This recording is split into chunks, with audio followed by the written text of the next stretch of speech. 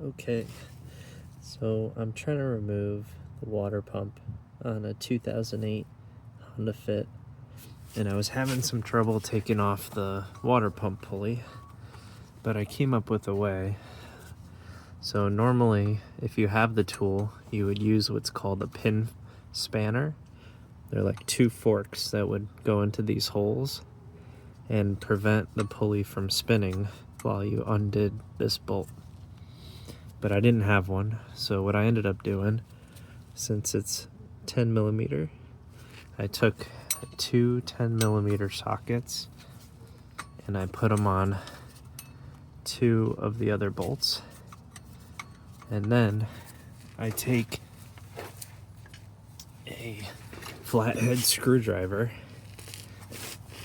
and I put it between the two sockets, and then I take a wrench, and now I'm able to get in there and undo the bolt.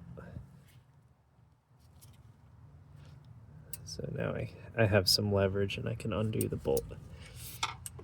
Do this for each bolt without taking out the bolt, so that way you can get to the last one. And yeah, I thought I'd share that helpful tip. Thank you.